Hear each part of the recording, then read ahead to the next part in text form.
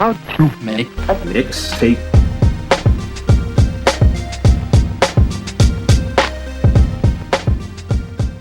How did you feel about hotel room recording? I'm fine with it. I mean, I had to turn my AC off because it's loud, so it's getting a little warm in You're here. hotboxing. It's warm in here too. Well, I had enough sense to crank it for like at least 5 minutes beforehand, so it got cool enough in here. Yeah. You know, doors are closed, sun's down, so it's okay. Yeah. Has It's it not been the first bananas hot time. out I there? recorded the Y2K episode in a Staybridge Did you? Suites. Yeah, No shit. I did. This was a fun one. When I went into this one, I was like, this is really fucking hard. Like I'm not gonna have good songs. This is gonna take too much work. And then it was fucking awesome. Yeah, I had a great time with it. Like I could have fallen into the same. Well, it's not a trap, but like I saw that happening. What Jessica said, where she was like, I just had so many songs to pick from. I was like, I could see that's where this was going. So I was like, what do I think are like some of the best second albums of all time, in my opinion? And I'm just gonna pick those and then pick a song off of them and like restrict myself because like I'm sure there's a shit ton of songs that I absolutely love off of second albums. Like the list would be endless in theory. Totally. If with enough time. When you went through it, were there any artists where you're like, I haven't listened to this artist in a while. I want to talk about this artist, and then it was a total sophomore slump? I have one specifically that I was like, man, I love this first album so much, and the second, like, total sophomore slump. Did you have anybody?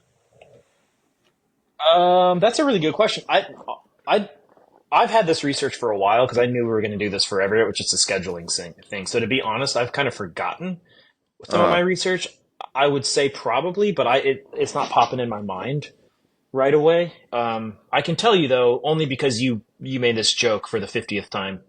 But when you did bring up Beck, like Beck had like 3 albums before Odelay, and they weren't good. Mellow Gold is just okay. Like it's got Loser on it, but even it's just okay. I don't think Beck became Beck until Odelay. So anyway, he was one that I probably thought of because I think of him for everything to give credence to your joke. And I don't think his stuff was good for a while. But who was yours? So I don't know how it popped back up, but I was listening to Say Anything recently. Maybe it's because we talked about him not too many episodes ago. And like talk about a band that came out of the gate so hot and it's been all downhill ever since. That first album, Is a Real Boy, is a masterpiece, and ever since then, nothing has even come close. Yeah, this is where I struggle. Like your movie sequel question was hard for me too, and the answer should have been Terminator 2 because that's better than Terminator. Fuck yes, it is. Great job. Can think of it. Same with Aliens, although Aliens great, but Aliens is better. But I struggle with on the spot stuff. But I feel like that's a pretty common thing with like a first album. Like Third Eye Blind is a great example. First album just fucking. I know you're not a huge fan, but like every song on the album was a fucking single. You can't follow that up.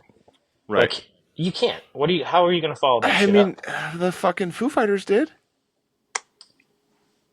They did. I think that's, I guess to my point, that's even more impressive. Like that. Yeah, you're right. You're did, absolutely right. You know? And I would argue that their whole career has been sort of this slightly diminished returns after Color and Shape, but they never fell off a cliff until like maybe way later, in my opinion. Like, there's even some like upward, like they put out Wasting Light, whatever year that came out. I don't know. And that album rips. That album is so fucking good.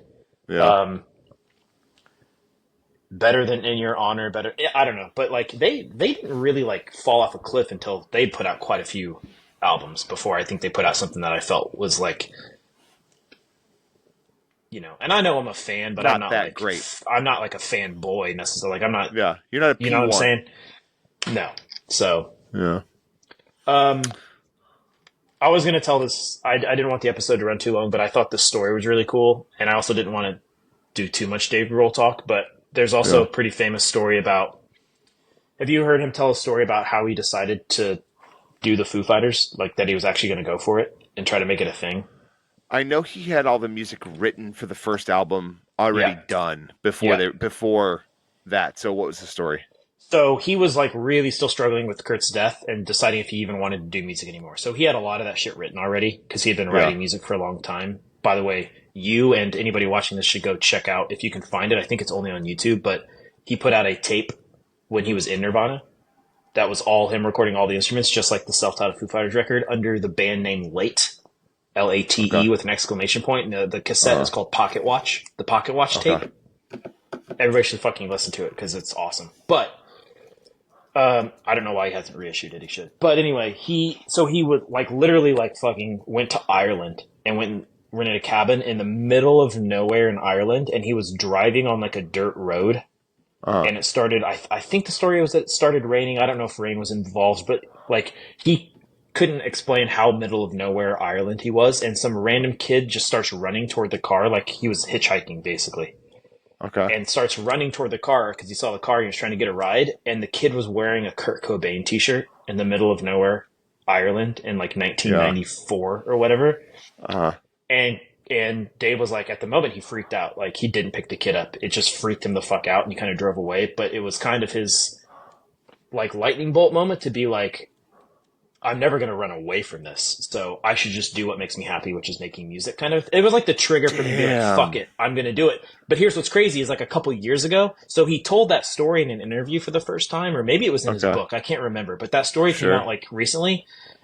The dude who was the kid in that heard it and like reached out to Dave and was like, that was me. Here's a photo of me in that shirt. And holy shit. It was like a whole moment where Dave was like, holy shit, dude, like, thank you so much for, like, you have no idea that you did this for me, but I want to thank you just for... What a cool story.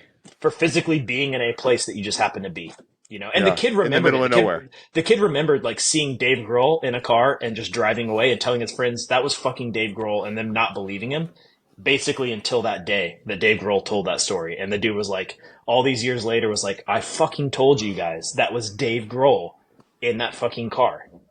What a cool story. Anyway, I always thought that was a cool story, and I wanted to tell it in my way. Yeah. So, yeah. I enjoyed it. But, it was a great story. Thanks, Rod. Also, Rachel, this is another example of me being really nice to your brother. Oh, she doesn't watch these YouTube videos. You kidding me? Oh, maybe she will. Kidding me right now? Maybe she will. Maybe she will. Yeah. She's about to have a baby, and she won't name it Andre. So you can call it Dre for short. That's kind of cool. I tried to pass my name down. She wasn't going for it. Are you East Coast time right now? Yeah. 9 o'clock? Yep. Did you already have dinner? Do you order in a hotel room setting, or do you go out? I have not had dinner yet because I had to get here for this recording. So there's a Hula Hands attached to this hotel. Hell yeah. So I'll be either getting room service or going down to the Hula Hands. I think you should go down.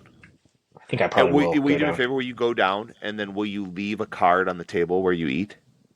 A business card? How to make a mixtape card? Yeah. Absolutely. I'll take them down. I've got a bunch of stickers too. It's a great idea. I've been putting them in orders. Good. I've been sticking them on things like street signs and bathroom mirrors. Nice. Good for you. You know. All right, dude. Well, enjoy your stay at the La Quinta Inn or whatever the hell you are. Crown Plaza, Dulles Airport. Shout out Crown Plaza. Sponsor the pod. Yeah, sponsor the pod. Look at how dark it got. IHG. Dude, it got dark quick there. I know, it's getting darker earlier, man. Is it gonna rain? Speaking of which, no, it's not going to rain. Speaking of which, we never did a summer mixtape. We did spring and never did summer, and it's like fall around the corner. We did summer barbecue. Yeah, I guess that qualifies. We'll do just straight up summer next summer. I think we do, for fall, we do songs to listen to on a haunted hayride. I love it. See, I think that's fun. I'd say I agree. Like our fall, like I think most of our seasonal mixtapes shouldn't just be like season. It should be the like season. It should be something experience specific. or a thing that you do. Maybe in we'll that do season. like fall bonfire. Any of that would be good. Like okay. Do we have Cody back on for the next season?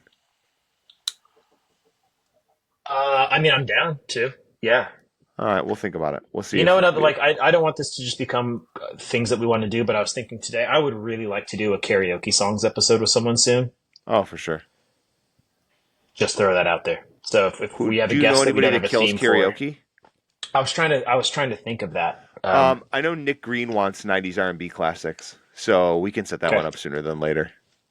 Well, let's just keep karaoke in the back of your mind for someone who doesn't have a theme. He would be a great karaoke classics guest as well. So I'll give him the choice of the two, and then we'll go from there. Cool. All right, man. Well, enjoy your hula. It's a good one. Thanks, man. Later, bud. Okay, bye. How to make a mixtape.